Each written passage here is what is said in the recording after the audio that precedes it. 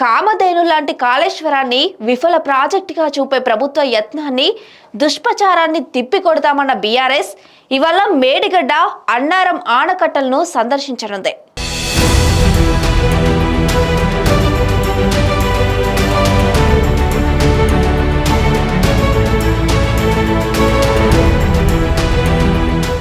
Party ప్రజాప్రతినిధులు నేతలతో పాటు నీటి పారుదల నిపుణుల సైతం పర్యటనకు వెళ్లనున్నారు. అన్నారం వద్ద ప్రజెంటేషన్ ఏర్పాటు చేసి ప్రజలకు వాస్తవాలు చెప్పనున్నట్లు గులాబీ నేతలు పేర్కొన్నారు. బాధ్యత మరిచిన ప్రభుత్వానికి బాధ్యత గుర్తు చేయడానికి, బాధ్యత మరిచి ఇవాళ రాజకీయం చేస్తున్న ప్రభుత్వానికి ఇప్పుడే పోచారం శ్రీనివాసరెడ్డి గారు చెప్పినట్టు రైతు ప్రయోజనాలు కాదు రాజకీయ ప్రయోజనాలే ముఖ్యమన్నట్టుగా ఇవాళ దుష్ట రాజకీయం చేస్తున్న ప్రభుత్వానికి బుద్ధి చెప్పడానికి, ప్రజలకు మళ్ళొక్కసారి కాళేశ్వరం యొక్క గొప్పతనాన్ని వివరించడానికి, పంటలు ఎండిపోకుండా చూసుకోవడానికి, గొంతులు ఎండిపోకుండా మంచినీళ్లకు కూడా గోస రాకుండా ఎండాకాలంలో చూసుకోవడానికే ఇవాళ మా పర్యటన. కాళేశ్వరం ప్రాజెక్టు విషయంలో రాష్ట్ర ప్రభుత్వ వైఖరికి నిరసనగా గులాబీ పార్టీ ఈ పర్యటన చేపడుతోంది. కాళేశ్వరం ప్రాజెక్టులో భాగంగా నిర్మించిన మేడిగడ్డ ఆనకట్టలోని పిఆర్ఎస్ కొన్ని కుంగాయి. అన్నారం ఆనకట్టలోనూ సీపేజీ సమస్య ఉత్పన్నమైంది. దీంతో 2 ప్రాజెక్టుల నుంచి నీటిని దిగువనకు వదిలి 2 ఆనకట్టల్ని ఖాళీ చేశారు.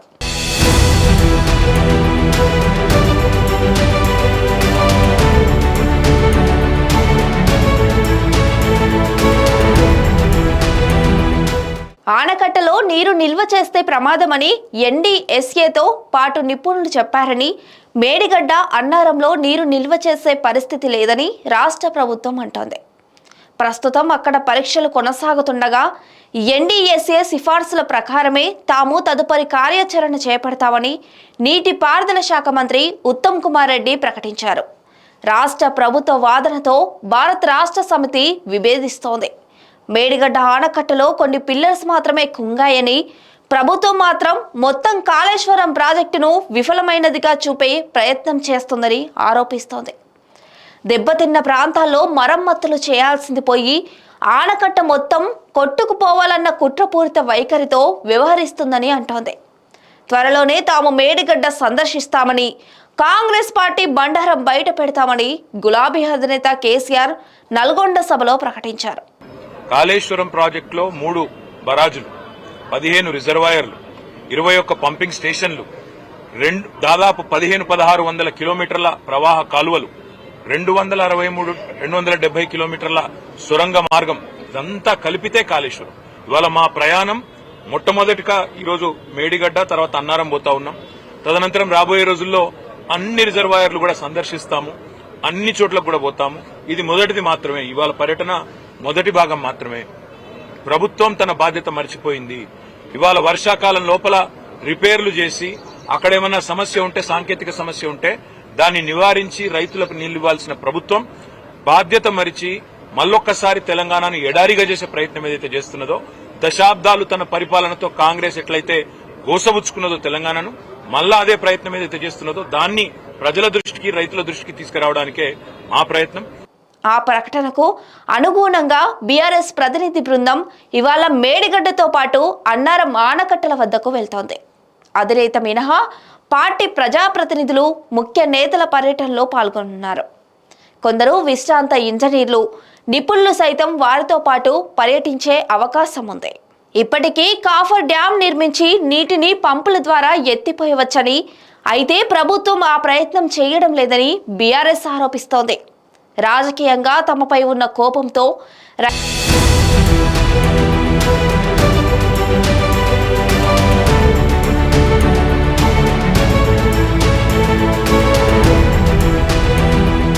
రైతులు ప్రజలను ఇబ్బంది పెట్టవద్దని ప్రభుత్వాన్ని కోరుతోంది. మేము ప్రభుత్వాన్ని ఇప్పుడే పోచారం గారు డిమాండ్ చేసినట్టుగా అడిగేది ఒకటి, మీకున్న అభ్యంతరం ఏంది రిపేర్ చేయడానికి? బాధ్యుల మీద చర్యలు తీసుకోండి, మేము కాదనట్లేదు. తప్పు జరిగితే బాధ్యుల మీద చర్యలు తీసుకోండి, ఏ రకమైన ఎంక్వైరీలు వేస్తారో వేసుకోండి, కానీ మా మీద కోపం రైతుల మీద తీర్చుకోకండి. మా మీద ఉండే ద్వేషం, మా పార్టీ మీద ఉండే కోపం రైతుల మీద, రాష్ట్ర ప్రజల మీద తీర్చవద్దు. 2 ఆనకట్టల వద్ద పర్యటన తర్వాత అన్నారం వద్ద ప్రజెంటేషన్ ఏర్పాటు చేశారు. గతంలో నీటిపారుదల శాఖ మంత్రులుగా పనిచేసిన సీనియర్ నేతలు కడియం శ్రీహరి, హరీష్ రావు అక్కడే మీడియా సమావేశం నిర్వహించనున్నారు. దశల వారీగా ప్రాజెక్టులోని మిగతా కంపోనెంట్లను సందర్శిస్తామని బీఆర్ఎస్ నేతలు చెబుతున్నారు.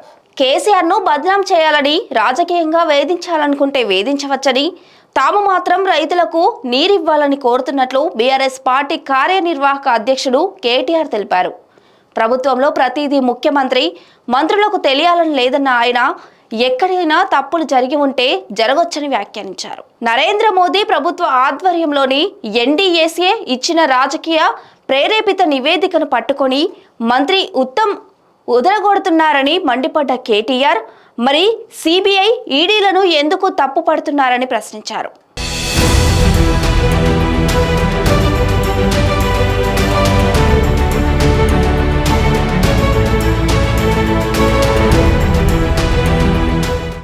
డ్యాంలు, రిజర్వాయర్లు, బ్యారేజ్ల మధ్య తేడా తెలుసుకోవాలని నీటిపారుదల శాఖ మంత్రికి సూచించారు.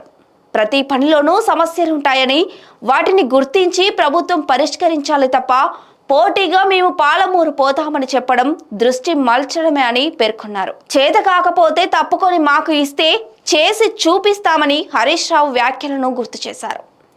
బీఆర్ఎస్ నేతల పర్యటన నేపథ్యంలో మేడిగడ్డ వద్ద ఏర్పాట్లను మాజీ ఎమ్మెల్యే బాల్కా సుమన్ పరిశీలించారు. బ్యారేజీల సందర్శన అనంతరం ప్రజలకు వాస్తవాలు చెప్పనున్నట్లు పేర్కొన్నారు.